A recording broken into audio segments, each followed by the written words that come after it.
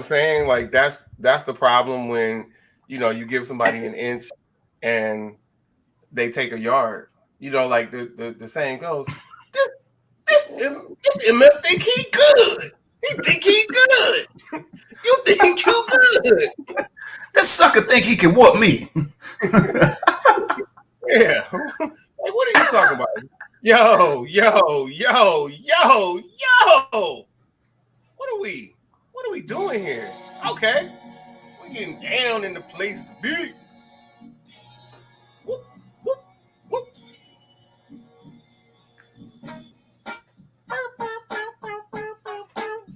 Yo. This is episode 148 of the Collective Podcast. I am AC from LA. And he is SG Trilogy. Again, I say he is SG Trilogy. And guess what? SG Trilogy has other nicknames, but let's give him his drop. New SG Trilogy.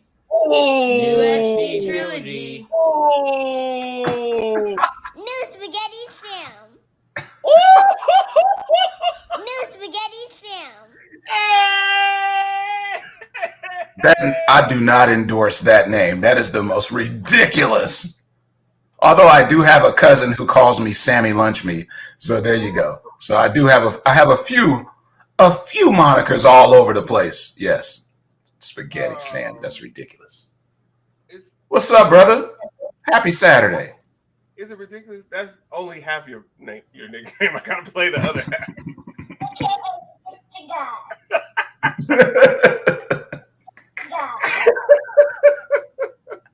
I did my homework. Yes.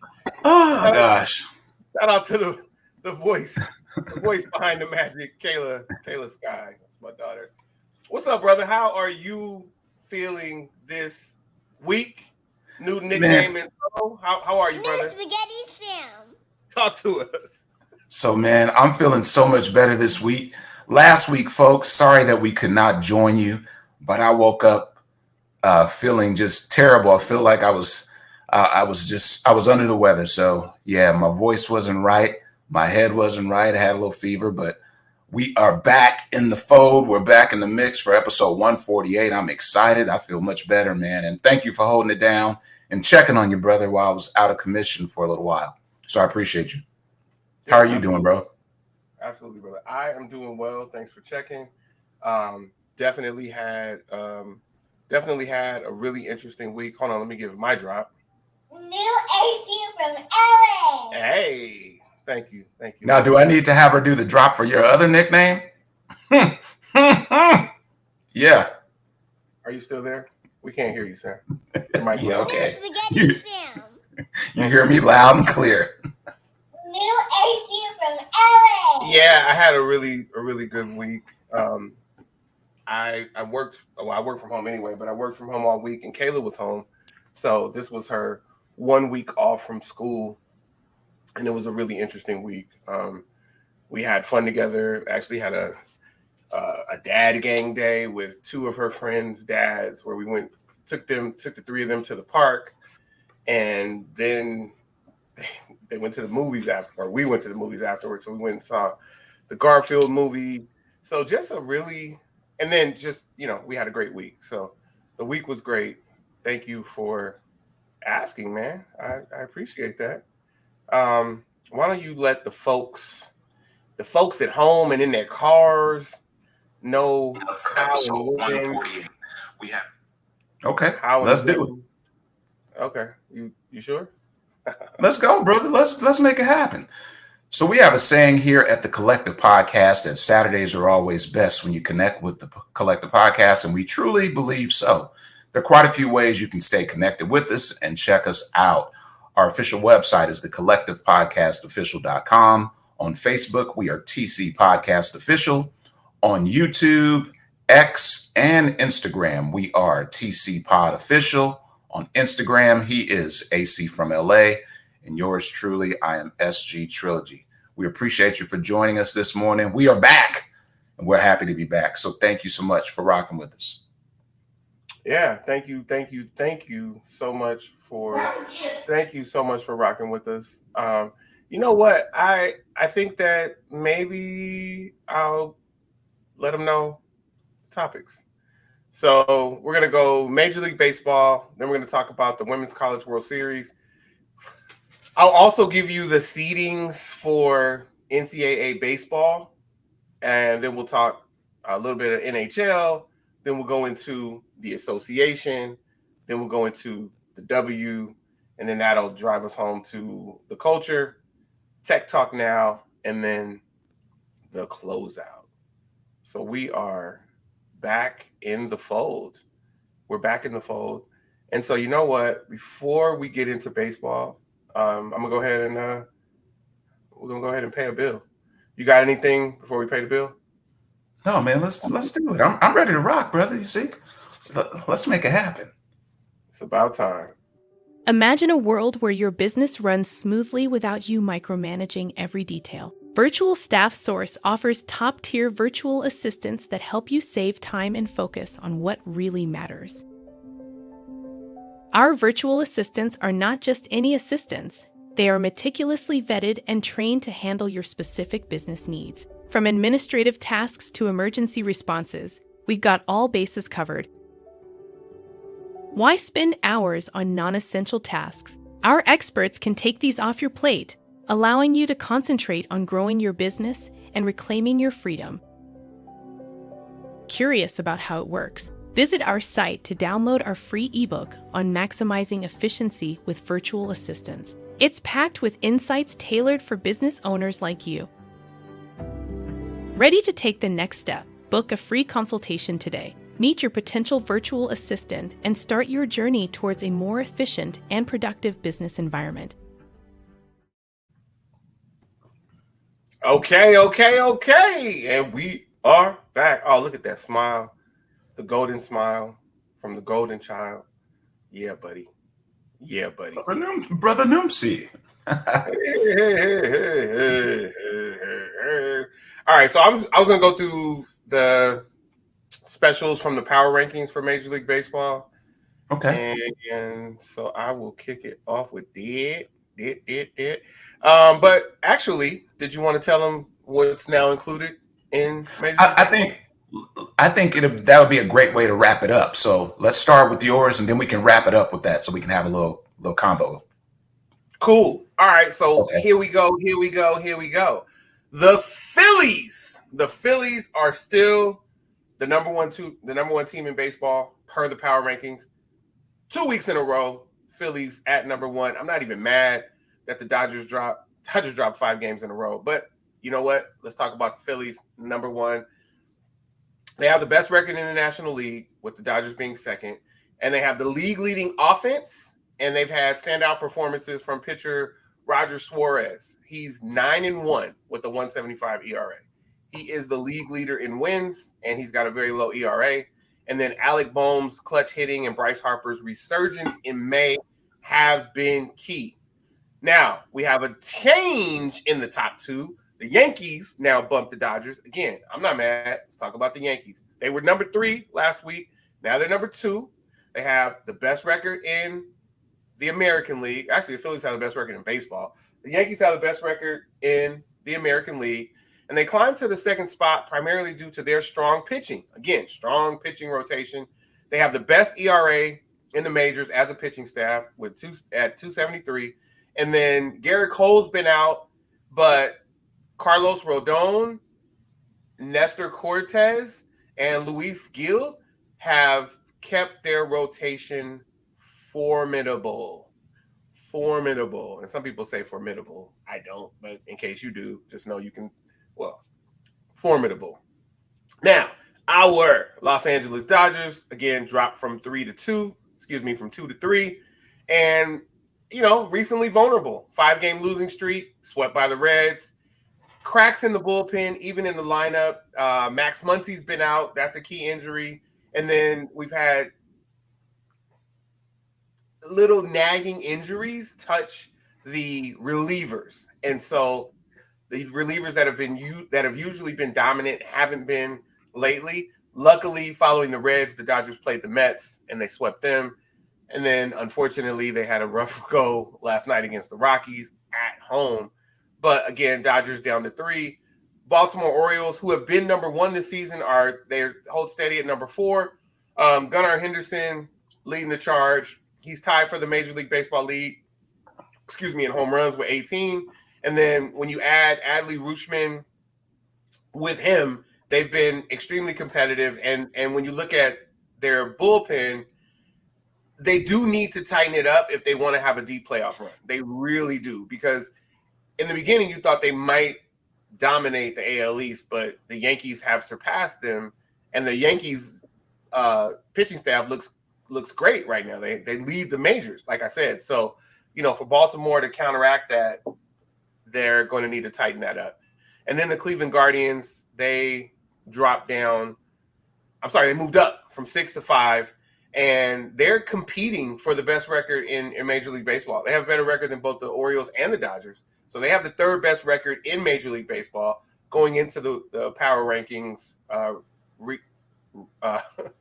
publishing. And again, excellent. You see a combination, right? Excellent bullpen, high-scoring offense. Like, that's the thing. And the thing is, well, let me finish them, and then I'll go back to the Dodgers. Jose Ramirez is leading their high-scoring offense, and then they're standing strong. Like we said in the beginning, like they might not be able to sustain this offensive burst, but we're 56 games in. It's not a burst. It's legit. It's sustainable, or at least it has been sustainable thus far. And so I would say this: the Dodgers overall have the pieces to be the best team in baseball, but it's all about what you do on the field. And so injuries have hit, but you know what? Injuries are a part of all sports, not even just professional, all sports. So, and I don't mean the drink all sport. So here's the thing. Notable ranking, the Milwaukee Brewers moved up from 8 to 7. So they're looking good. The Braves are now at number 7, and they dropped down from 5. And remember, the Braves opened the season as number 1. The Dodgers were number 2 and had dropped as low as 6, but they kind of stabilized at 3. The Royals are still at 8. The Mariners are at 9. They were at 10. And then the Padres cracked the top 10. They were at 13. So they moved up 3 spots. Notable drops, the Chicago Cubs dropped from 9 to 14. And they've also been struggling with injuries and then inconsistencies. But they do have a really strong starting pitching staff. So their starters are good, but then they have inconsistencies elsewhere. And then the Tampa Bay Rays, also in that really strong AL East, they dropped from 15 to 19. Well, the top heavy AL East, I should say. They dropped from 15 to 19, and they've just been underperforming, and they've also been hit by injuries. And then their bullpen is weak, and then they're weak at the plate. So the Phillies and Yankees continue to impress with their performances. They have the top spots. The Dodgers, despite being a powerhouse, again, showed some vulnerabilities, and that's affected their rank slightly. The Orioles and Guardians are proving their mettle with strong individual and team performances. And then injuries and inconsistencies have shaken up the rankings for several teams, notably the Braves and the Fuzzy Cubbies. That's what I got, brother. That's what I have. That's what I got. Oh, Ronald Acuna Jr., the reigning National League most valuable player, tore his ACL, and he's out for the season. Wow. Well, one thing, let me kind of piggyback off of what you were saying with regards to the Dodgers. In the past, we've talked about our concerns with the bullpen, but then, we're not even at the halfway point of the season. You weave in those injuries. I would hope that, once we get around the All-Star break, that we will be able to shore some things up, and hopefully we don't have any injuries on the back half of the season, because if you're going to be injured at any time, you'd hope it happens on the front half of the season and you can get all those guys back into the mix and shore things up and go on a real surge once the All-Star break concludes.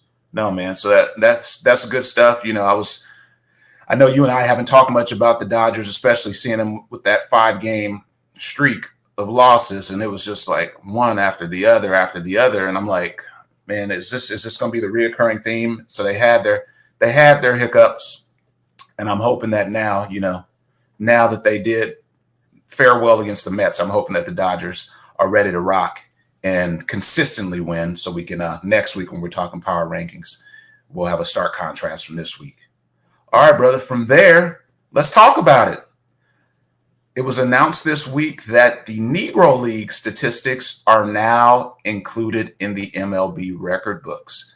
And as we talk about history, as we talk about our disdain for history at times in which some history has been omitted or blatantly ignored, it's great to see the stats of these professional players, of these iconic players. You know, when you mention the likings of Josh Gibson and Satchel Paige and Buck Leonard and Oscar Charleston, to name a few, it's like so many names that you and I have heard these names, but there are kids out there who look like you and I who may have never heard these names. And it's so important to be able to hear iconic names of players that when you look at their stats, you're probably going to not even believe them initially, because there are quite a few stats that jump off of the page. And when we've talked the modern era of Major League Baseball, you know, we've seen a lot of great statistics. But just looking at Josh Gibson and how long he played, and even that, when you're looking at how long some of these guys played, when they've played 18, 20 seasons, and you're like, wait, what? We really don't hear that often at this current day and age. So guys that didn't have the conditioning and the facilities that we have these days, and they were playing in under subpar conditions, to see them excel at the rate in which they did. I'm happy that Negro League stats are finally being acknowledged and we're able to highlight those. Man, what are your thoughts?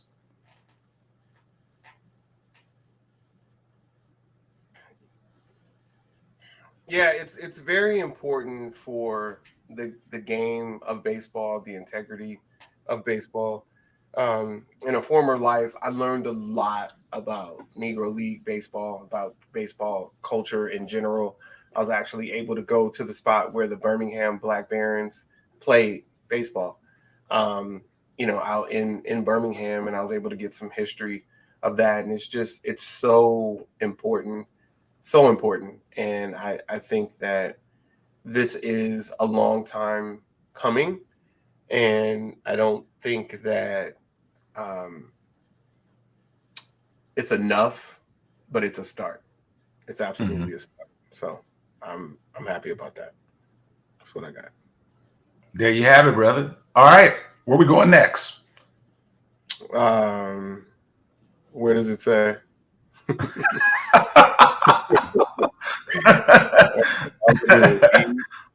And sleep. No, we're not doing that this morning. Hey, what is this? Man, we are going to some NCAA softball. No, I know what we're doing, dude. I'm saying, what is this? This is the podcast. No, this is the Trifling podcast right now with you doing that. Eat and sleep. You are ridiculous. Well, look at you like doing like all kinds of voices and stuff. Okay. Do me a favor while I'm doing this, pull up the NCAA, the baseball seedings, so that you can present those after we go through softball. Okay. You understand? NCAA baseball. They have the seeds. I think Tennessee is the number 1 seed. Dude, I'm just trying to guide you along. I'm trying to find it on the sheet, brother. No excuses. And by the way, T-minus 56 minutes and counting. All right. So NCAA softball. The player of the year for NCAA softball is none other than sophomore Nigeri, aka Nija Kennedy, pitcher, Stanford University. And she's a sister. I'm not mad at that. She has been so dominant, so absolutely dominant. It's been beautiful to watch. And then I'll get back to Nyjah Kennedy in a second. So I'm going to give you updates. The Women's College World Series opened on Thursday.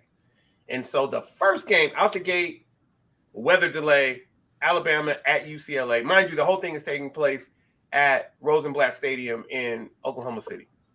So Alabama at UCLA, once it finally did happen, UCLA won. So the way that this double elimination tournament works is everybody plays on Thursday, right? You have 4 games, you have 8 teams, you have 4 games. The winners move on to Saturday, which means they play today. You have 2 games today, 2 quarterfinals today. The losers from Thursday play on Friday evening.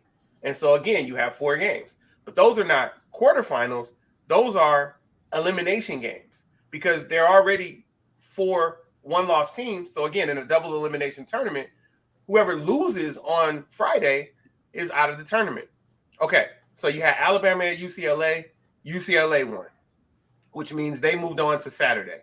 Then you had Duke at Oklahoma. And by the way, Duke is coached by the first Black coach, the first actually coach of color, and she also happens to be Black, to coach their team to the Women's College World Series in history. And Marissa Thompson, let me make sure that I'm getting her name right. I know it, but I'm forgetting it. I just want to make sure that I have it right. I know it's Marissa, and I know it's Thompson. Marissa Young.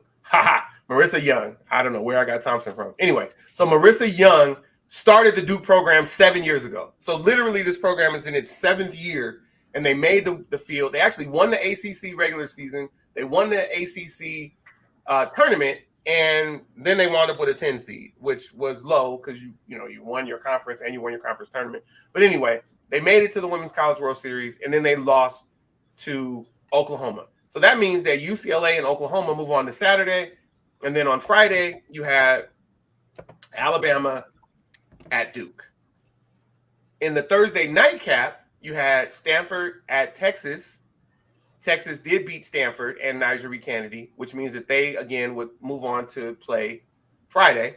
And then you had Oklahoma State at Florida. That was the 5 versus 4 matchup with 2 coaches that actually played together at Oklahoma and won the College World Series in baseball. And then they actually coached together in Florida before the Oklahoma State coach left Florida to go coach Oklahoma State. So 2, they're not labeled best friends, but they're really great friends. They had to square off, and Florida won that matchup. So that means that Florida and Texas move on to Saturday, which is today. They move on to today in a quarterfinal later after UCLA at Oklahoma. But on Friday, that means that we had we had Stanford and Oklahoma State. So we had Stanford at Oklahoma State. And we had Oklahoma State pummeled by Stanford. They run ruled them. And what run ruling means is if at any point during the game you are up by 8, once the other team has batted in that same inning, if you're still up by 8, the game is over. That could be in the first inning, second inning, it doesn't matter. So they actually run ruled them in the 6th inning. Stanford was up 8-0 following their at bat in the top of the 6th, and then Oklahoma State did not score in the bottom of the 6th. So then the game was over, and games are 7 innings in softball. So again, today, so with that means that both Stanford and Alabama move on to tomorrow. And I'll tell you how that works. Today, we have UCLA at Oklahoma, and we have Florida at Texas, the number 4 seed at the number 1 seed, Florida at Texas, and then you have UCLA, the number 6 seed, at the number 2 seed, Oklahoma. By the way, Oklahoma is the 3-time defending champions, looking to go for the 4th. All right. So the winners of the 2 games today, this is fun, right? Move on to Monday. They move on to Monday, and they only have to win once. That's the semis. They only have to win once to make it to the final. They don't play each other. They only have to win once to make it to the final. The losers today have to play tomorrow against Stanford and Alabama. So specifically, the loser of the Oklahoma UCLA game would play Stanford. The loser of the Florida Texas game would play Alabama. That's how it works. And so and then all the 4 teams playing tomorrow have 1 loss, right? So whomever loses, those 2 teams that lose are gone, and then the 2 teams that win move on to Monday, and they're in the double elimination. They're in the semis, but they have to win twice to get to the final. So that's how it works. That's what's going on. UCLA plays while we are on this show. UCLA plays at 12 o'clock Eastern, 11 o'clock Central, 10 o'clock Mountain, 9 o'clock Pacific, and we'll probably be off the show at like 9:15 Pacific. So that's what I have, man. Like the Women's College World Series is exciting. I'm excited. Go Bruins. We're looking really good. We don't mind going up against the 3-time defending champs. Let's go. Like let's make sure that we notate the fact that the last 4 championships have run through those 2 teams, because Oklahoma's the 3-time defending champions. The champ right before Oklahoma started this run was your Bruins. So this is a championship of sorts. Well, and we beat Oklahoma in said championship. So, yeah. Bingo. So there you go. So I'm like, this is going to be some rock'em sock'em softball today. I'm riding with you guys. I'm riding with the Bruins, and let's see them come through. Let's see them pull this out. Thank you, brother. Thank you, brother. I appreciate that. All right. You got baseball? Yeah. Baseball? NCAA No, I don't have it. You didn't do it? No, I was actually doing something else. I'm sorry. You were supposed to be doing something else. I know. Something popped up that I had to do, so my apologies. Oh, it's okay. Live production. My bad. It's okay. It's all right. All right, well, moving on. Go to NHL then.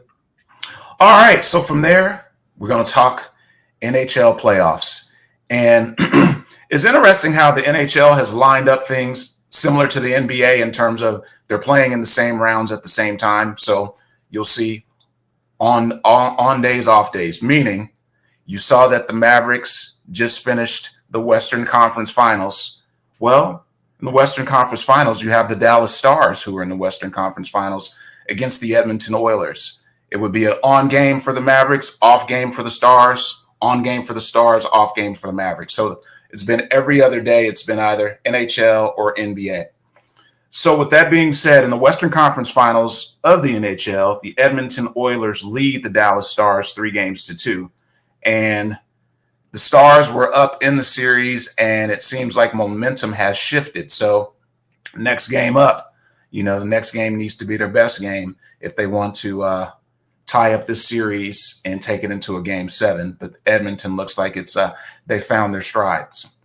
From there, in the Eastern Conference Finals, we have the New York Rangers against the Florida Panthers, and the Panthers lead that series 3-2 as well. So we have 2 teams who are up against the ice right now, and we'll see if we're going to have some Game 7s or if this thing is going to be wrapped up. Did you say up against the ice? Up against the ice, not up against the ropes. You heard it here. So I found something interesting, though, as we look at the teams that are currently playing, as mentioned, Edmonton Oilers, the Dallas Stars, New York Rangers, and the Florida Panthers. None of those teams have experienced championships recently. So Florida Panthers have never won a championship or a Stanley Cup championship. The last time the Stars won was in 1999. The New York Rangers, their last Stanley Cup was in 94. And the Edmonton Oilers, their last Stanley Cup was in 1990. So it's been a very long time. And we're going to see a team win that either has never won in the form of the Panthers, and teams that have not won in a very long time with 20 plus or 30 plus years for some. So that's what we have, brother, with the NHL. So in 1994, it was an interesting run. Pat Riley's coaching the Knicks. Mark Jackson played for the Knicks, but then he got traded mid-season. And I saw Mark Jackson at 7-Eleven on Sepulveda, Mhm. just out the Westwood, in a Rangers jersey. And I was like, yeah, I get it. You know, you rocking with the Rangers and not with the Knicks. Because he was a Clipper at that point. I didn't understand that. I didn't understand that. I mean, it wasn't for me, but again, you know, in that whole thing, Charles Smith just got blocked again. The Just flailing arms. That was just and I know that's a different series. That was the Bulls. That was yes. but I still have just nightmares about that whole situation. It was ugly. Anyway, so in '94, you had a chance for New York to do it in both basketball and hockey, and the Rangers got it done, and the New York Knickerbockers did not get it done. So that was '94. What's up, brother Cobbs? What's up, brother Cobbs? Cobbs, my brother. You actually got shouted out a little earlier. So, but what's interesting is I didn't feel like you gave any respect to the Edmonton Oilers when you said that it had been since 1990. Like you didn't like nod to them or tip your cap or anything.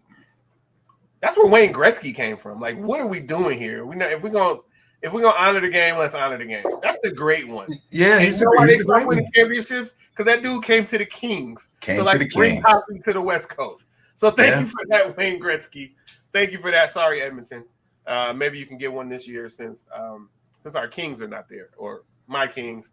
Sam is a Dallas Stars fan. I get it. No, see, why do we have to do this? Just why? Uh, You always throw out these blankets of who my team is. You said It's crazy. you literally just said, hopefully we can tie it up and force Game 7. Your words. I'm speaking in the land where I currently reside. You're trying to sneak that jewelry in there. No, don't even try it. Do you walk around wearing that? You Wearing told this me right to here? be on my display case. But Yeah, you man. don't wear it. Look, when I'm feeling like a champion, I'm wearing it.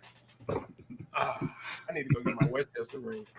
And what's funny is I have a Westchester ring. Cobbs probably has 17 Long Beach Poly rings. 17 Jack Rabbit rings. Jack Rabbit rings. And my ring is not even from when I was there. It was when I went back to coach. Yeah. Anyway, all right.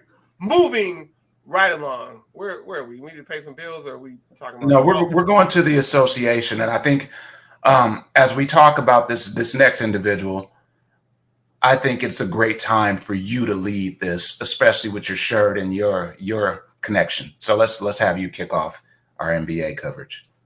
Yeah. And Kyle, feel free to chime in if you want. So this week, there are two people passed away that have NBA pedigree. I guess I'll go with the first one first. I mean the second one first. That actually makes more sense, and then I'll talk more about the other. Okay.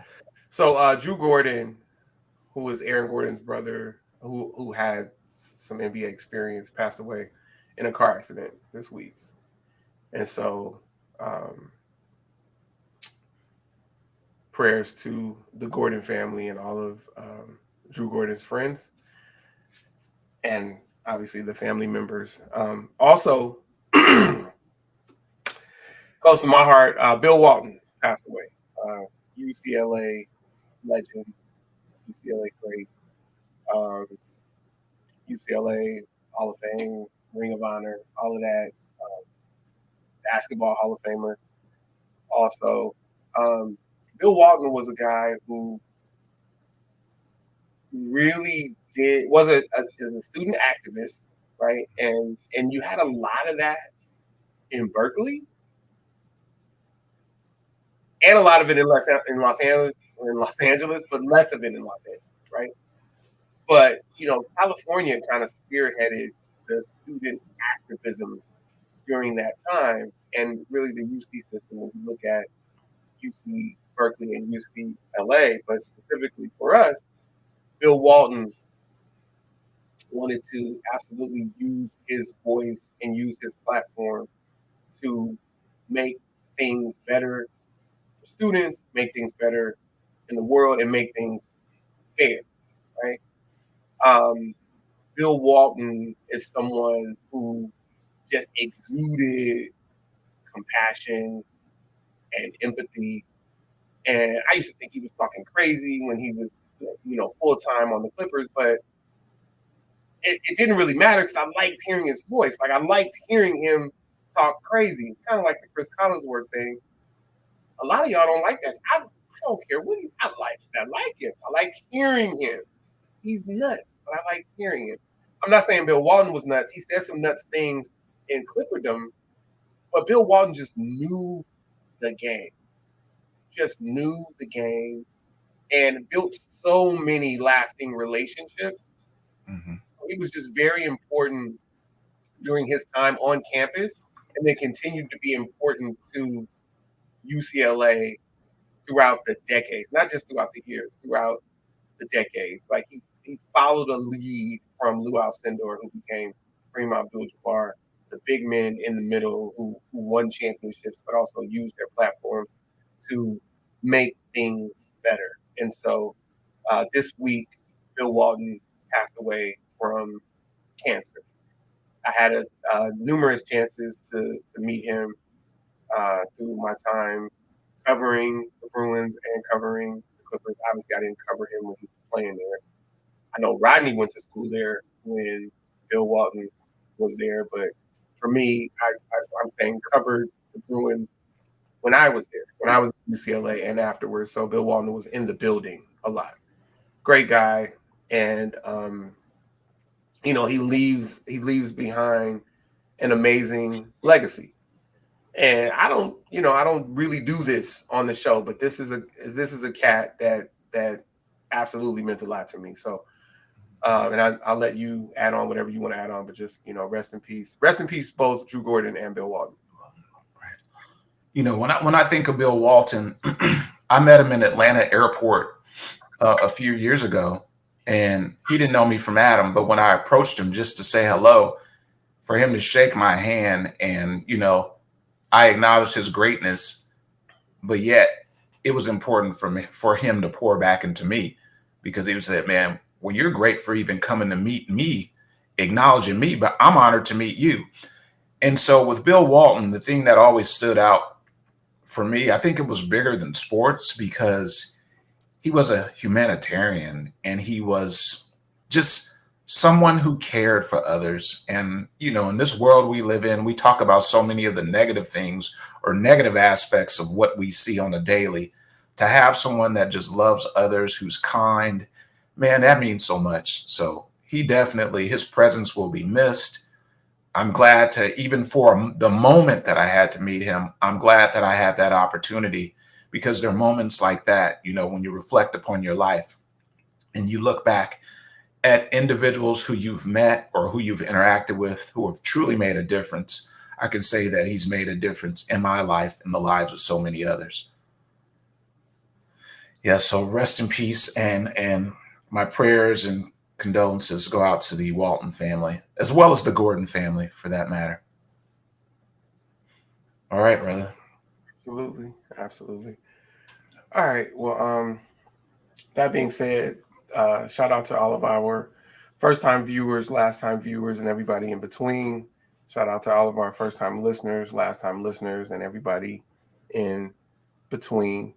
If you do enjoy the show, please like the show. Please subscribe to the show. Please share the show, and please make comments. Please leave comments. We absolutely appreciate that, because This is the Collective Podcast. This is the Collective Podcast. You know what I'm saying? It's really important. Go. So, all right. So, NBA draft update. Samuel's godbrother, LeBron James Jr., is absolutely foregoing college eligibility, and he is locked in on the draft. And now that the Pelicans have decided not to take the Lakers draft pick, the Lakers are drafting number 17 in the first round. I think the stars are now aligning for this dude to actually be drafted in the first round. Some say that their bets are high that he can even be the number one overall pick. Like this is bonkers to me. They say the draft is that shallow, but even a number of people who were doing what he did have decided to go back to school. I guess to go into a stronger draft. I don't know. Like it's weird because they say it's a weak draft, but then people are leaving the draft. It's almost like LeBron James Sr. sent out a memo saying, if you do me this favor, you can come to me.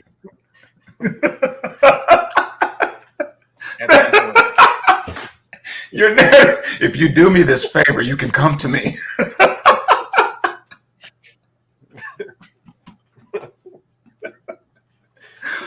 Oh, that's pretty funny.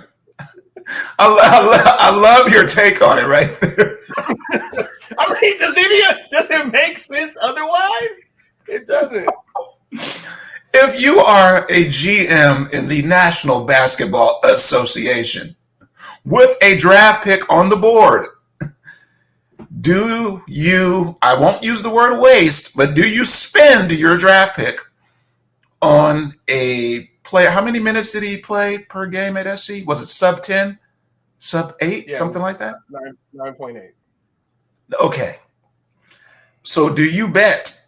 You had your bet on less than 10 minutes per game at USC for your draft pick, the player that's going to lead you into the new world of championships. I don't know, man.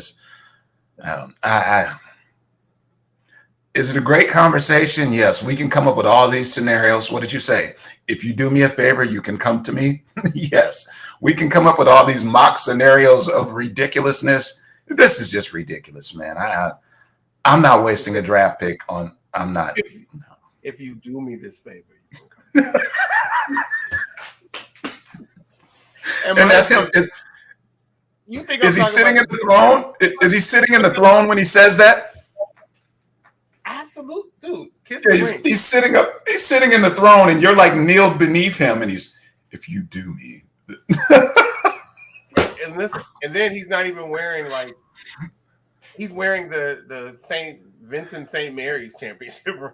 Like that's the ring he's wearing that you have to kiss. It's not even an NBA ring.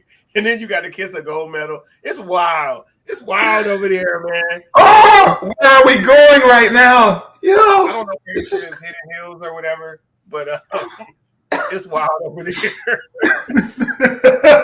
Wild over there at LeBron's house. Yes. Boxes of swag from Clutch are being sent to all these kids. Go back to school. Here's your Clutch satchel. First of all, I am your father. No. I am your agent. Go back to school. Oh, gosh. I'm sorry, folks. For those of you who are listening and watching, the show has been derailed. Oh, gosh. Okay, man. From there. Good morning. We got to say good morning to Roderick. Roddy T. Roddy T. Great to see you, Roddy T. What do you have for us this morning? Woo! Roddy T. Let's go to the coaching carousel and talk about your team. Oh, okay. So Ron Lue, former Laker, is not going anywhere. Oh, you mean? Oh, I know what you meant. There you go. Looks like the Lakers are closing in on another anomaly. Like, how many times are we just going to pull people out of the sky and make them NBA coaches? And I'm not even shooting at Darvin Ham because he was at least on a bench for years. It looks like JJ Redick is going to be the next head coach of the Los Angeles Lakers. See what you did, Ime Udoka? See what you did? First of all, you're missing out on a championship. Probably. Hopefully not, but probably. And then second of all, I mean, you left the door open for Nia Long, but she don't want me, unfortunately. I wish you would have done it around me so I could have been like, Nia, ever since Boys in the Hood. But anyway, I would like Ime Udoka to be the coach, but here we are with JJ Redick. But you know what? JJ Redick, LeBron James Jr. I don't want to be here. I'm not going to the games. It is what it is. You know what? But I would be a fan of LeBron James Jr. He's done nothing to me. Not that Senior has done anything to me. I just don't like him on the basketball court. That's all it is. All right. What you got? All right, man. So we did talk. You briefly scratched the surface on former Laker Tyronn Lue. And Tyronn Lue and the LA Clippers have agreed on a 5-year extension in which Tyronn Lue is getting that bag big time. So 5-year, $70 million extension to remain the top dog, the head coach of the Los Angeles Clippers, as they prepare to move on from the crypto arena to what's their new place called? The Blewett. As they move to the city. Yeah, so that's what I'm doing, man. Tyronn Lue. Name of it? What's the name of it? You don't want to say it. No, what's the name of it? The what? Intuit Dome? Okay, so the Intuit Dome. Gotta get into it. In the city of Inglewood. Yeah, the Clippers are preparing to move there. Yes. Should we play the clip of Iverson and Lue? The step over. Being a Laker? Yeah. You have it queued. If you have it queued up, great. Congratulations to Ron Lue for being a Laker champion, and also for continuing to get that bag. Because real talk, they really, not a lot is said about this, but they really wanted him. Right. They were all too happy to let Doc get out of there. All right. Come on. All right. So I read a good article with regards to Tyronn Lue and his coaching prowess, in which the article was saying that he is one of the. Hey, dude, well, I'm saying, man. Okay, it's taking too long. There we go. How about that? Steps over Tyronn Lue. 7 straight points. It looked like he was dead in the. Oh my goodness! All right, so real quick, go ahead. The Lakers swept that series. The Lakers. There you go. Great, the great. The Lakers won that series. They did not sweep. That's not what I meant to say. Go ahead. So I was reading an article about Tyronn Lue being one of amongst the elite of coaches, amongst the elite of NBA coaches. What are your thoughts? Would you, if you had to say the top 5 current NBA coaches, would you say he's amongst that tier or what? I mean, isn't he one of the longest tenured coaches right now? He's one of the top 5 most tenured coaches right now. So right, and sustainability. I agree that he's top 5 tenured, but in terms of when it comes to ranking of coaches, is the ranking contingent upon your tenure or is it contingent upon your success? Like where do you rank the success as it comes to ranking coaches? Do you have to have championships? Well, they fire coaches kind of like you sneeze these days. So I think that there is a correlation. But yeah, I'll put him in the top 5. Just I don't know anybody else's name. So there you go. There you have it. Who coaches I don't even. Oh, nobody does. That's right. Yeah. So Tyronn Lue, Doc Rivers.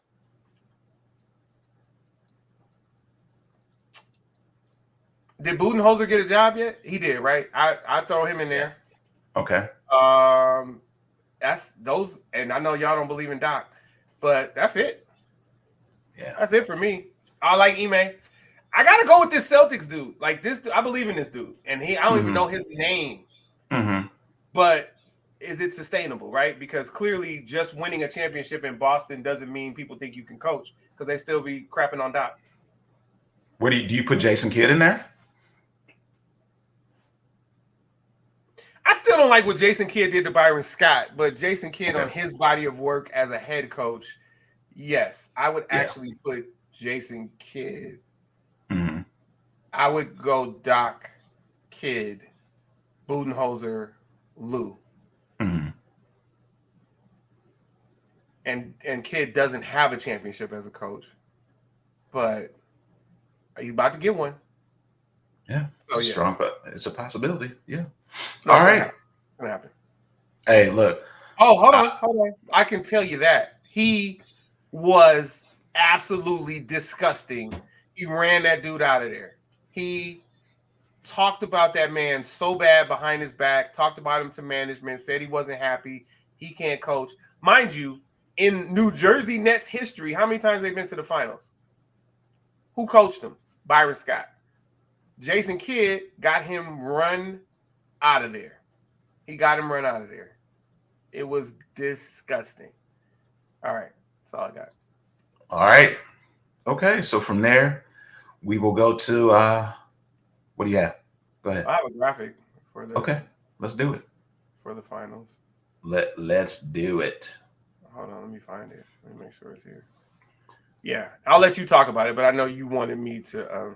Yeah. All right. So Get let's the- talk NBA Conference Finals, in which we had the Dallas Mavericks against the Minnesota Timberwolves. And we talked a great deal about the youthful, exciting Timberwolves, the ascend of Anthony Edwards, Big Cat, and that team. And then I talked a great deal about the Dallas Mavericks with the dynamic duo of Kyrie and Luka and the supporting cast. And we saw that. I thought that series would definitely go in the Mavericks' favor, but I didn't see it happening in 5 games. I thought in 6 games it would go Mavs, but the Mavs had plans that they wanted to get on to the championship. And so they were able to knock out the Timberwolves 4-1, and they're preparing for the NBA Finals. In other news, the Boston Celtics destroyed the Indiana Pacers. They ripped their hearts out, and the Pacers were on a high after beating the Knicks. The Celtics went ahead and brought that broom out, and the Celtics have been resting for a long while. And so now the finals against the Mavericks and Celtics will tip off next Thursday, the 6th, with games 1 and game 2 in Boston. And it's definitely a team sport where you're looking to stretch the floor, where everyone contributes. But let's just talk about these dynamic duos on both sides, AC, as we look at Kyrie and Luka going up against Jaylen Brown and Jason Tatum. And let's kind of share our thoughts. As 2 Lakers fans here, we've talked about it. The Lakers being tied with the Celtics, 17 championships each. And collectively, I know we've said we don't want to see the Celtics win a championship game or win a championship series. But I can say that the Celtics have looked tough all season. And I think that the Mavericks have their work cut out for them. But if the Mavericks can get up and down the court like they did in this past series against Minnesota, I think the Mavericks could do some things. So what are your thoughts? Well, speaking of the dynamic duos, I prefer the Boston dynamic duo, but I don't like the Celtics. And so I want the Dallas. I don't care what accolades Luka gets from this. I just need them to win the series. I just need them to win the finals. And I don't want Boston to win a game in the finals. I would like for them to get swept. And the funny thing is, you can have 7 games that are not close, or you could have 4 games that go to overtime. So it doesn't matter how evenly matched you are. You could be super evenly matched and still have a sweep. So I just want to say that to people who think, oh no, they're both good. It can go 7 or just whatever. Or Boston's so good that it can go the other way. It can. I'm just telling you what I want. Yeah, I do feel like the Mavericks can continue to run. And again, we talk about body of work. The Celtics have looked good throughout. Like they've been top 3 the entire season. The Mavericks not so much, but the Mavericks have looked great in the playoffs.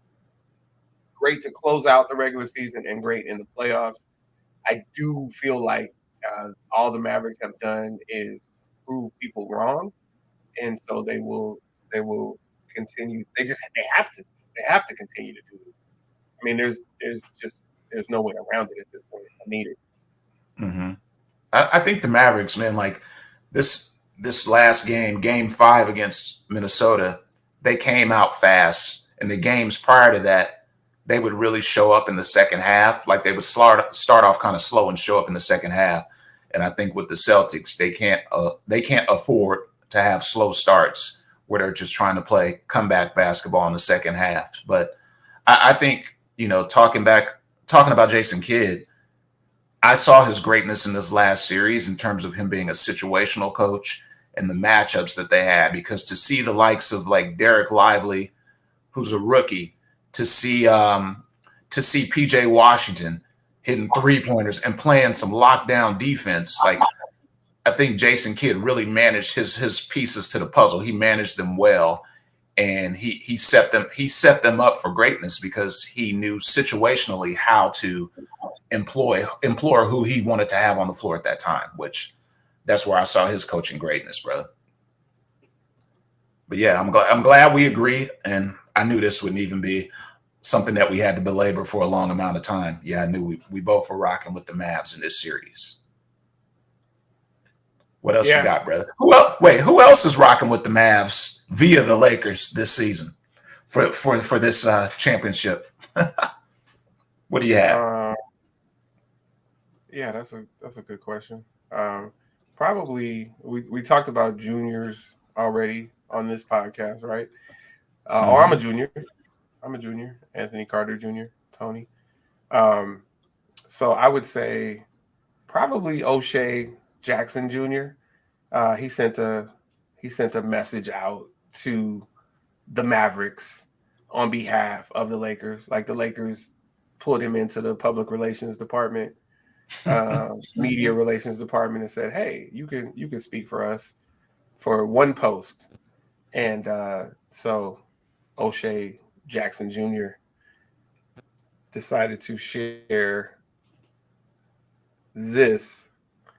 Here it is. To our neighbors of the South, though we've had many disagreements in the past, you've always had our support once you've reached the final round. We rooted for you against some of our very own, against Shaq in 06, against Bron in 2011, but now you face our greatest enemy. Stay healthy, stay focused, watch your backs. Hell, make sure they measure the baskets when you play. Also, don't stay in the city. But most important, send our regards to Lord Cuban from Laker fans. So, yeah, that's what you got there from good old O'Shea Jackson Jr. There you go. Yeah. So basically you can sum it up as F Boston, because that's what he said in there, F Boston. But we don't want Sam to start sweating, so I just skipped over it in its entirety. Look at him. He's struggling right now. Thank you. We already even moved past it, but he's still over there.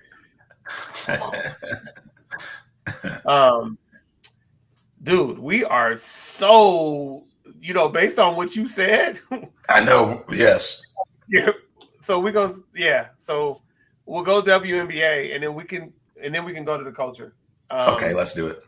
Yeah. So I'm just gonna brief on the WNBA because we're 2 weeks in. But yeah, let's skip the NFL and NCAA football and Olympics. Well, I could do Olympics. There's not a lot to it. But then I'm gonna let you get down on your get down. All right. So here we are. The WNBA, week 2 of the power rankings. The Connecticut Sun look like world beaters. They moved up 2 spots from 3 to 1, and they're the lone unbeaten team in the WNBA. They've shown resilience. They've shown clutch performance. They overtime win over the number 2 team, the Minnesota Lynx, and then DeWanna Bonner has some clutch scoring. The Minnesota Lynx, despite that narrow loss to the Sun, they moved into number 2, moving up from number 4. And the Aces dropped from 1 to 3 with their loss to the Phoenix Mercury. Subsequently, the Aces beat the Lynx this week, but then they lost to they lost to the Atlanta Dream yesterday. So that's a big win and a worse loss. So they'll probably be at number 3 again next week, unless something drastic happens. The Dallas Wings moved up 5 spots from 9 to 4. They, so we're really believing in them right now. Agumba Wale has just been explosive scoring, and they look good. And then the Phoenix Mercury, again, they had the big win over the Aces. They stayed at number 5, and and then Brittany Griner is obviously the player to watch in Phoenix with also with Diana Taurasi, but they have some young pieces that are doing some good things there. The Liberty had a rough week, and they dropped from 2nd to 6th. They had multiple losses, and they've just been inconsistent. So what the resounding theme is, the 2 teams that were the best teams last year and that were in the finals last year and that played in the finals of the Commissioner's Cup are not the top 2 teams this year. It's the Sun and the Lynx thus far, and then the Aces, and then, like I said, the Liberty are 6th, and then the Chicago Sky 7th, and the Atlanta Dream have dropped from 6th to 9th. And by the way, I'm sorry, the Chicago Sky are at 8. The Atlanta Dream dropped from 6 to 9, but with that Aces win, they'll probably wind up moving up. Not a lot of roster moves this week, but the Aces did waive Diasia Fair, and then they signed Tiffany Hayes, who was retired. So she's a big veteran presence, 10-year veteran who retired in the offseason, and they just signed her. So that's what we have for the W. For the Olympics, Gabby Douglas, 3-time gold medalist in gymnastics, pulled out, citing an aggravated ankle. So she's not going to be competing. All right, brother. That's a big hit. That's a big hit right there. A big hit for the gymnastics team. But, her health is wealth. So hopefully she has a speedy recovery, and she'll be back. She's still young. Yes. Okay. Yeah. So I'm going to say I'm not going to fight you on it being a big hit, but she's not going to be back. This is a wrap for Douglas's career. This is it. Now, if we were saying Simone Biles, that would be different. But no, Gabby. That's who I was thinking the whole time. Actually, yeah. I'm hearing Gabby Douglas thinking Simone Biles. No, there you go. She's still here. Yeah. Notice I said we. It's not just me. I'm what the coach are feeling. Notice I said we. It's not just me. I'm what the coach are feeling. All right. So now, it's time for the culture. Let's go. All right. So the culture is a segment that we have weekly, in which we make sure we bring up some great television, film, and music products and things that we're passionate about. And so a couple of items that I wanted to highlight, and AC actually has a couple of contributions to the culture. Okay, first of all, dude, I founded this show, okay? Like, that's the first thing. That's the first thing. The second thing is, you don't need to give an encyclopedia every time we go to a segment when you're short on time. No, this is my segment, so let me rock my segment. All right. So no. Hold on. Trying to keep the balance. I'm staying strong. Stop playing with me before I turn to a song. See, you're wasting time right now. Hey. All right. So in theaters now, the Blue Angels documentary is an amazing documentary. It chronicles 75 years of the Navy's elite flight squadron. And if you've ever seen the Blue Angels, it is a documentary that you will truly enjoy. I've seen it, and it is amazing. So I'd say the Blue Angels, a documentary, is a must-see. From there, in the world of television, and I brought this one up before, but I have to reiterate it. We're in episode 4 now of Apple TV's The Big Cigar. This is the story of Huey P. Newton and the Black Panther Party, and it talks about Huey P. Newton trying to escape the authorities who were on his trail and trying to make it to Cuba. And so that project is absolutely amazing. 4 episodes in. It is a binge watch must. If you are a historian, if you've ever studied the Black Panther Party, I suggest checking Apple TV's The Big Cigar. Have you watched any of it yet? Can you call it a binge watch if you're 4 episodes in? You can, dog, because who usually has time to sit and watch 4 consecutive episodes of anything? So yeah, that can be a binge watch. Yes, I watch it every week. I'm up to date. Are you digging it? Yeah. Okay. Yeah. Yeah. All right. I mean, come on, dude. New spaghetti Sam. Look, I know who I'm talking to, but I got to make sure you're sticking true to form, okay? Cigar. AKA the Big Cigar. That's what I'm talking about. All right, from there, let's go to the world of music. Brother, I stumbled upon this artist that I was not familiar with. Her name is Teneriel. Teneriel. She is an R&B artist, and she has a project. It's 8 songs. The project is entitled Electric Honey. And when I tell you her voice is amazing, her voice is similar. She has a baritone sound similar to a Toni Braxton, but this project is undeniably dope. So I'd say check out Teneriel, Electric Honey. Great project. AC, you should definitely check it out because I know you'll like it. From there, a couple of hip hop projects that I'm truly digging. There's a single out right now with Ghostface Killah and Kanye West, and it's called No Face. And when I tell you, the track alone, production, high quality, the song is dope. So check out Ghostface Killah and Kanye West, No Face. And then West, we taking it back west. The Dog Pound is back with a new project entitled We All We Got. And I think, look, once they release a version that doesn't have such colorful language, we should incorporate some of that into the show because that project is dope as well. Yeah, We All We Got. Listen, Crybaby, or we can just play it on Patreon and then dissect it. And you'll just have to suck it up. Suck it up, Buttercup. Sam over here talking about, please release the church version. Come on. No, we need to have that clean version that we can weave through the show because that project is legit, man. So yeah, We All We Got. What do you have, man? What projects do you have to highlight? I have a single by T-Pain. Okay. On This Hill.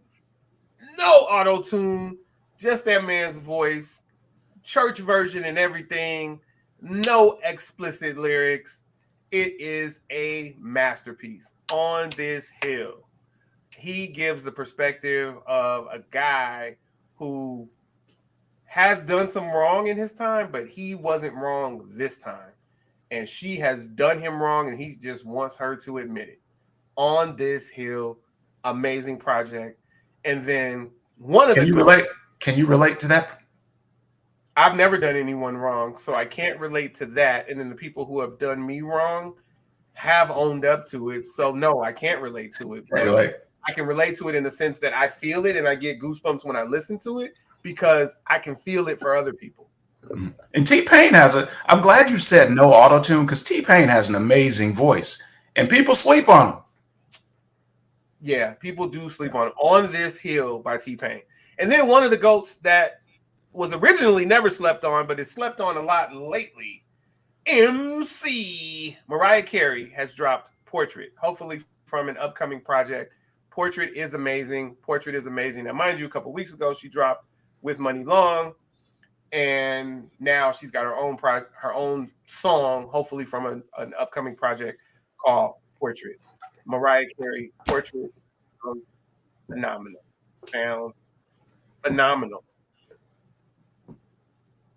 Yo, I got to check it. I haven't even heard of it. So yeah, I will check that out today. Portrait. You got anything else for the culture? No, man. I think we're gonna move on with the culture. And you know, it's not just me. I'm what the culture feeling. All right. So that was New SG Trilogy with the culture. That was SG Trilogy. We call you SG Trilogy. I guess depending where you're from, it might resonate in that manner depending where you're from. He hit him with the resignate. It's been a while. All right, so we're gonna go on to one of Sam's favorite segments. Sam is so excited over there. Yeah, so This is Tech Talk Now. This is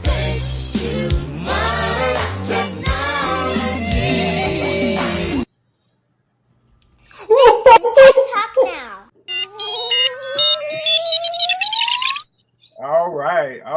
all right. Well, give it to me, Sam. I'm gonna go ahead and play my music. All right.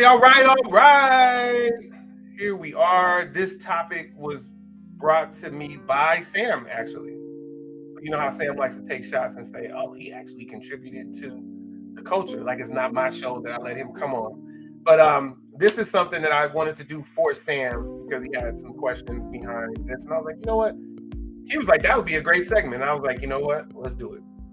So this one, digital declutter, master file storage, and go paperless for a greener future. Welcome to Tech Talk Now, your go-to source for the latest technology and how it impacts your daily life. I'm your host, AC from LA, and today we're diving into a topic that's not only about embracing the digital age, but also about making our lives more efficient and environmentally friendly. We're talking about storing your files digitally and eliminating waste through paperless billing and statements. In today's world, the push towards digital transformation is stronger than ever. One significant way we can all contribute to this shift is by transitioning from physical paper to digital files. Let's start with the basics, storing your files digitally. Gone are the days when we needed to keep physical copies of every important document. With the advent of cloud storage, services like Google Drive, Dropbox, and OneDrive, we can now store vast amounts of data securely online. And let's not forget about iCloud, the greatest. These services offer several advantages. First, accessibility. You can access your files from anywhere, anytime, using any device with an internet connection. Whether at home, in the office, or on the go, your essential documents are just a few clicks away. Second, cloud storage providers offer robust security measures and two-factor authentication, ensuring your data is protected from unauthorized access. Finally, these services help reduce physical clutter in your home or office, making it easy to stay organized. Next, let's talk about eliminating waste through paperless billing and statements. Many companies now offer the option to receive your bills and statements electronically instead of through the mail. This shift helps reduce paper waste and makes managing your finances more convenient. Imagine no more piles of paper, specifically what Sam was talking about, cluttering your desk, or the risk of important documents getting lost in the mail. Instead, you receive an email notification when a new bill or statement is ready to view, and you can access it instantly online. To get started with paperless billing, check with your service providers, such as utilities, banks, and credit card companies, and opt in for electronic statements. Most companies make this process simple and straightforward. Additionally, consider using online bill payment services, which allow you to pay your bills electronically. This further reduces the need for paper checks and envelopes, and many services offer automatic payments, ensuring you never miss a due date. Another great tool to help you go paperless is a document scanner or a scanning app on your smartphone. Scanning apps like Adobe Scan or Cam Scanner make it easy to convert physical documents into digital files. Once scanned, these files can be stored in your preferred cloud storage service, ensuring that all your important documents are organized and easily accessible. Embracing a paperless lifestyle also means rethinking how you handle receipts and other small pieces of paper. Many retailers now offer digital receipts, which can be emailed to you at the point of sale. For these receipts you need to consider using a receipt management app, which allows you to scan and store them digitally. This not only helps reduce paper waste, but also makes it easier to track your expenses. As we move further into the digital age, it's clear that going paperless is not just a trend. It's a smart and sustainable choice. By storing your files digitally and opting for paperless billing and statements, you can save time, reduce clutter, and contribute to a healthier planet. That's all for today's episode of Tech Talk Now. Thank you for tuning in and letting me talk in. Feel free to reach out if you have any questions or topics you'd like for us to cover in future episodes. I'm AC from LA, and I'll see you next time as we continue to explore the ever-evolving world of technology. Stay digital, stay green, and stay tech savvy.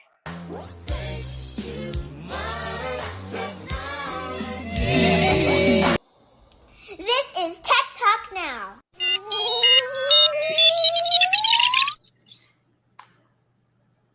Man, you were spot on. Thank you, sir. See, that's the dope thing with Tech Talk Now. As you said, this episode of Tech Talk Now spawned from a conversation we were having. And so I encourage our viewers, if there's something on the tech side that you want to hear about or know more about, email us, send us a message, let us know. AC is completely tuned in, all things tech. And so it will be a great opportunity to connect with our viewers. So yeah, I appreciate that. Especially the part where you said with your receipts, you get your paper receipts. Yeah. You can actually have an app in which you can scan those receipts and store them. That's going to help me become a bit more efficient and not hit crisis mode when it's tax season. So I appreciate that. There you go. All right. So then now you know what time it is. This is the closeout.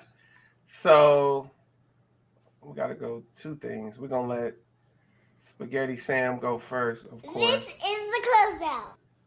So New Spaghetti Sam, aka the Big Cigar. New SG Trilogy. Yeah, buddy. Yeah. Look, when it says the big cigar, I feel like I need the Suge Knight picture, the big cigar just hanging like the big cigar. No, good stuff. All right. Cue me up, Maestro. You know I love that. I love that music. There we go. All right, so as we close out this week, my closeout is pretty short this week, and it's about the importance of pouring into others. I was able to celebrate my son's academic excellence throughout the school year, and to see both of them truly excel in the manner in which they have. And it hasn't been do it because dad is pressuring us, but do it because greatness is in us. For me, that truly speaks in volumes in terms of the importance of pouring into people. When you see people who have promise, it could be your family members or your friends or even yourself. If there's some promise, pour into it. You know, AC and I, we have a live show that we do every week. We have colorful banter and we pour into one another. We talk every day and we encourage one another. When one of us is down, the other one pulls the other one up. And I think it's so important to be able to identify greatness of others as well as the greatness within, and make sure that you pour into all those who are receptive to being poured into. So that's my closeout. All right. Thank you, brother. Thank you. That was SG Trilogy. All right. So you got me. So for me, before I go into mine, let me go into a couple of comments from Cobbs. He asked if we're sure that I'm not an AI bot because I love tech. No, brother, I'm not an AI bot. So thank you for checking. Hopefully I proved that I'm not, because I just told you that I'm not. So I answered you. Anyway, this is me. AC from LA. This is the closeout.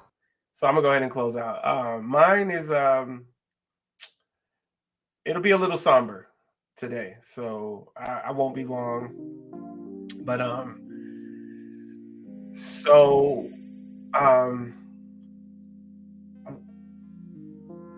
my sister lost a friend this week. Wednesday. Passed away. It's her ex. It's her ex, but also her friend. And because of how long she knew him, and because of like a lot of mutual friends, he was my friend also. So and hence he's a family friend. He was a family friend. My mom is torn up over it also. But this was an unexpected passing. This is Trevor Tucker from Los Angeles. Some of you probably know Trevor. He did pass away on Wednesday. I just want to give my condolences and comfort to the Tucker family, and Danielle and CJ and Robert, and even my cousin knew him. My friend Jason knew. Like a lot of people that I know knew Trevor, and I want to send my condolences to you all, prayers to you all, thoughts to you all, and just remember, like, you never know when it'll be the last time that you see someone. You never know when it'll be the last time that you talk to someone. So just keep that in mind. Let your loved ones know that you love them. Let your friends know that you care about them. If you love them, let them know that you love them. And just don't waste a moment. Our greatest asset is time. And when time is up, time is up.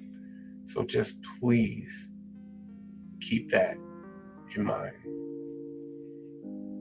And prayers. So that's prayers to the Tucker family, prayers to the Walton family, prayers to the Gordon family, and any other family that's lost someone this week. We had really bad accidents. We had a fiery crash in LA where 2 people were lost. Just a lot. Just prayers. Thank you. All right, brother.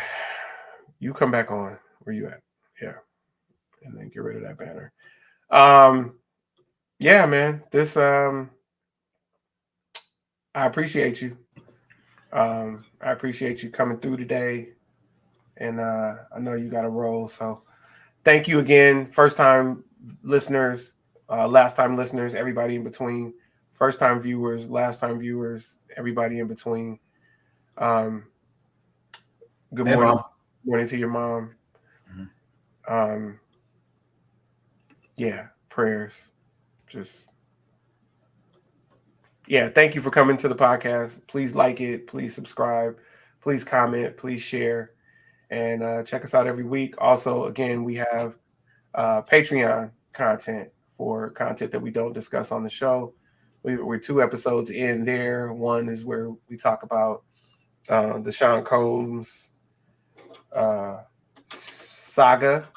Another is where we talk about the chronicles of dating, app dating, chronicles of app dating in this age. Yeah. All right, brother. Let's Notice I said we. It's not just me. I'm what the culture feeling.